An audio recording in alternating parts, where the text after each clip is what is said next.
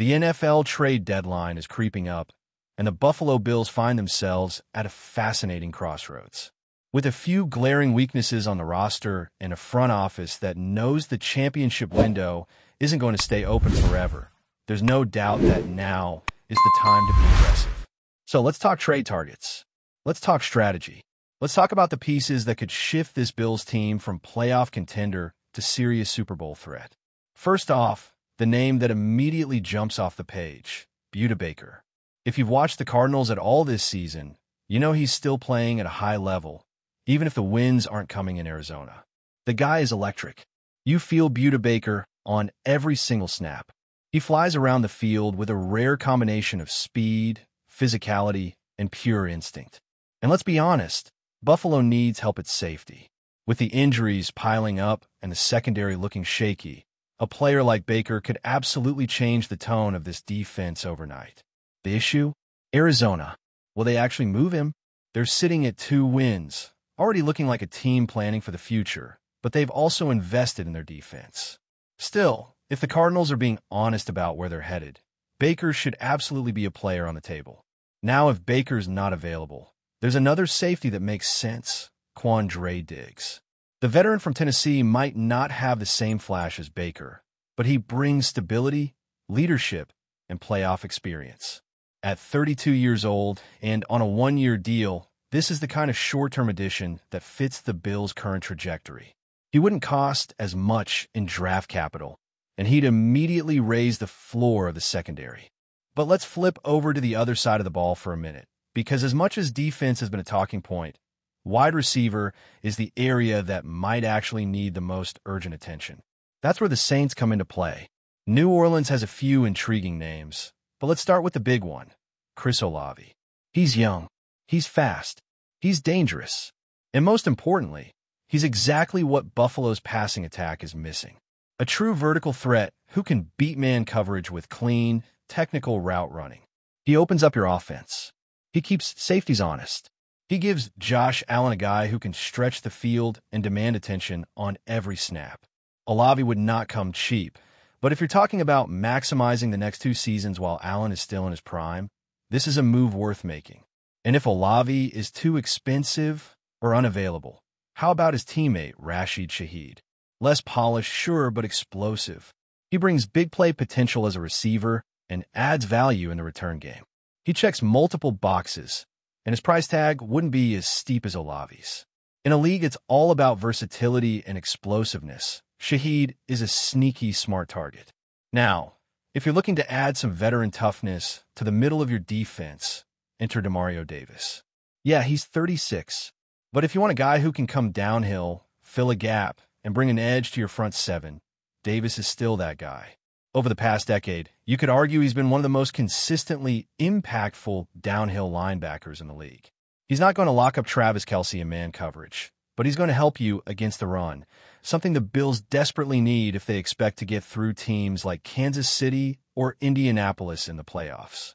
Now, realistically, are all these guys coming to Buffalo? Probably not. In fact, it's hard to see Budda Baker or Demario Davis actually being moved. But the wide receiver market? That's where there's real traction. The Bills are struggling against man coverage. Defenses are loading up single high looks and daring Josh Allen to beat them over the top. And right now, he can't. Not because of his arm, not because of scheme, because of personnel. The Bills need someone who can punish teams vertically and win one-on-ones. That's not optional anymore. It's urgent. Meanwhile, the defense is hanging on. Help is on the way. You're getting players back. Aeneas Jones and Hoyt Harrison should return soon. You've got some flexibility in the secondary. Maybe Taylor Rapp sits. Maybe Jordan Poyer comes back. There are moving pieces. There's still a chance to stabilize. But offensively, you've had a full-strength group for weeks, and the problems persist. That's why adding a receiver, whether it's Olave, Shaheed, or someone else, has to be the priority right now. And let's not ignore the bigger picture. The Bills have more needs on defense than they do on offense, sure. But if we're being honest, the best way to help this defense might actually be improving the offense. Why? Because this defense is game script dependent. When they're playing with a lead, they can attack. They can get creative. They can generate turnovers. But when the offense stalls, everything gets tight. Everything gets reactive. That's not how this defense was built to operate. So if I had to rank my top 2 dream trade targets, give me a Saints receiver, Olavi or Shaheed, and Buda Baker. Those are the game changers. Those are the additions that elevate your team in January, not just October. And then someone asked about a long shot. What about A.J. Brown? The idea is tempting. Who wouldn't want A.J. Brown lining up opposite Stephon Diggs in this offense? But let's live in reality. The Eagles would be taking on a dead cap hit of over $43 million next year if they moved him. That's not happening. They're too smart. They've been here before. Every season with Philly looks chaotic for a while, then they pull it together, make a run, and remind everyone they're still a top-tier team. Unless something truly wild happens, A.J. Brown's not going anywhere. And please, if he does, just let it be anywhere other than New England. The Patriots have the cap space, the draft capital, and need. That's a terrifying thought. Now, let's pivot to the offense. Because one question that keeps coming up, what happened to the physical, multiple-look, big-package Buffalo Bills offense? Where did that go? You've got tight ends. You've got backs. You've got offensive linemen who can maul in the run game. But recently, it's like all of that has been abandoned in favor of forcing targets to Keon Coleman, even when the situation doesn't call for it. Why? To justify the pick? Possibly. But that's not how good offenses operate. You can't force the ball just because you used a high draft pick on a guy. That's not how you win in the NFL. Is Josh Allen pressing? Is he trying to prove something? Honestly, I don't think that's it. Josh has matured. He's shown over the last couple of years that he understands the flow of a game. He's not just trying to be the gunslinger every play. But what I do think is happening, Joe Brady is game planning with goals in mind instead of matchups. That's the problem. When your offensive coordinator is thinking, hey, we only get 8 drives a game, so we need to make sure we feature Keon Coleman or Dalton Kincaid or whoever, you've already lost. That's not how you scheme to win. You have to look at what the defense is doing and adjust. You can't force it. And yet, that's exactly what the Bills have done the last 2 weeks. Go back and watch the Patriots game. The Bills were moving the ball well, then they fumble. Next drive, they hit on a flea flicker, get a decent gain, and then stall out after forcing 2 throws to Coleman.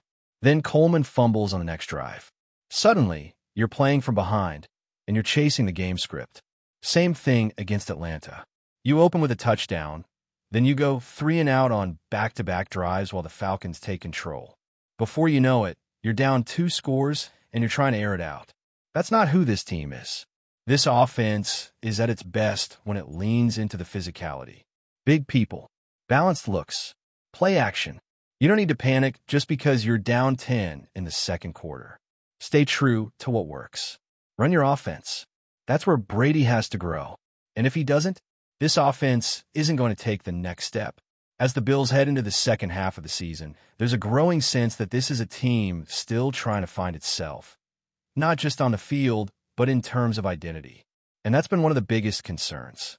Last year, there was talk of a reset, a transition period after moving on from veterans and dealing with the dead cap from the Stephon Diggs situation. Some believe the team had overachieved by making it to the AFC Championship game. And now, as we get deeper into this season, it's becoming more clear that some of the regression people expected last year might just be hitting now. The frustrating part? This wasn't supposed to be a rebuild.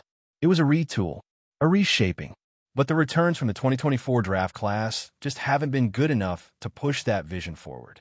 Keon Coleman, Cole Bishop, Dwayne Carter, Ray Davis, all names that were supposed to be part of a new, younger core. Instead, what have we seen? Coleman has not emerged as a true difference maker in the passing game. He's had moments, but he hasn't developed into that reliable weapon who can consistently beat NFL corners. Cole Bishop is learning on the fly, showing some flashes, but also making mistakes that cost drives. Dwayne Carter isn't even on the field right now, sitting on injured reserve. And Ray Davis? He's practically invisible in the offense. When you draft a group that's supposed to define the next phase of your team, and that group gives you almost nothing through half a season, the ripple effects are massive. It's not just about filling roster spots. It's about building around Josh Allen while you still can. And that's what brings us back to Brandon Beane. Is the criticism fair? Has the general manager failed to provide the necessary pieces to win now? There's truth to both sides. Yes, Beane found Josh Allen. That alone gives him a level of job security and credit that's deserved. It wasn't an easy path. He didn't have a top pick. He had to trade up multiple times to land Allen at number 7. That was a bold, calculated move, and it worked. But the issue is what's happened around Allen since then. For all the great mid-round picks and solid depth moves, the biggest swings Beane has taken have mostly gone sideways. Look at Stephon Diggs. That trade was a home run, until it wasn't. Beane signed him to a massive 4-year extension worth almost $100 million, and Diggs never played it down under that new contract. He was traded to Houston, and the Bills are still trying to fill that hole. That's a problem. Same with Von Miller. Beane gave him a 6-year deal worth $120 million, betting on him being the final piece to get Buffalo over the top. 10 games in, Miller tore his ACL. He hasn't been the same since. Then there's Tre'Davious White. Beane gave him a top-of-the-market extension. Injuries have defined his time ever since. Matt Milano, another long-term investment who can't stay healthy. It's not that these weren't smart bets. They were. But they didn't pan out. And when those big-money bets fail, the opportunity cost is brutal. That's the crux of it. Beane hasn't just lost good players. He's lost flexibility. He spent huge chunks of the cap on players that were either hurt or gone. And that has a direct impact on how much talent you can put around your quarterback. Josh Allen might be the best player in the league, but even the best need help. The best need weapons. And the best need a defense that can hold up in January. And the reality is, if those big swings had gone differently, if Diggs was still a top weapon, if Von Miller was still getting to the quarterback, if White and Milano were healthy, you could make the case that this team would be rolling. But that's not the world the Bills are living in. Instead, they're forced to patch things together on the fly, week to week, and hope that someone steps up. Which brings us to the current situation with the defense. It's not just that they're giving up points, it's how they're giving them up. The secondary, especially the safeties, is out of sync. There's too much space between defenders. They're playing off coverage, spot dropping into zones, and reacting late. They're not triggering on routes the way elite defenses do.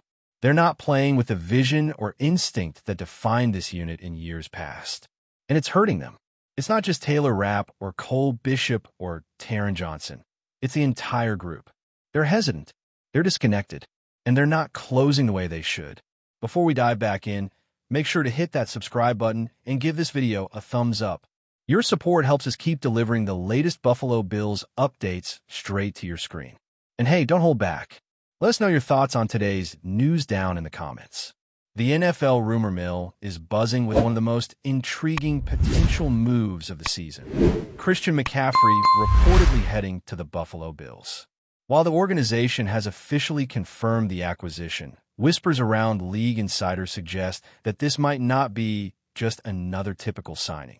McCaffrey, widely regarded as one of the most versatile and explosive running backs in the league, could transform Buffalo's offensive dynamics in ways fans have only dared to imagine. Sources close to the team hint that the Bills have been quietly orchestrating a strategic overhaul of their backfield for months, eyeing McCaffrey as the key piece to complement Josh Allen's electrifying arm. With his dual-threat ability as a runner and receiver, McCaffrey could offer Buffalo a new layer of unpredictability that might make opposing defenses rethink their game plans entirely. Rumors indicate that team officials see this as a long-term investment, not just a short-term boost, with McCaffrey positioned to be the centerpiece of their offense for years to come. Social media has already erupted with speculation, with fans debating how this move might shift the balance of power in the AFC. Some insiders even suggest that McCaffrey's presence could free Allen to take more calculated risks, knowing that the running back's playmaking ability provides a reliable safety net. Yet, amidst all the excitement, questions linger. How will Buffalo manage the financial and roster implications? Can McCaffrey stay healthy enough to maximize his impact in what could be a high-pressure environment? These uncertainties only add fuel to the ongoing chatter, keeping sports talk shows and fan forums buzzing day and night. If the rumors hold true, The Bills may have just pulled off one of the boldest maneuvers of the offseason, signaling their intent not merely to compete, but to dominate. As the league watches closely, one thing seems certain. Christian McCaffrey in Buffalo is more than just news. It's a conversation starter that might redefine expectations for the team and the league alike. That's a wrap for now. If you enjoyed the video and want to stay on top of all things Buffalo Bills, make sure to subscribe and hit that like button. We'd love to hear what you think in the comments. See you in the next update.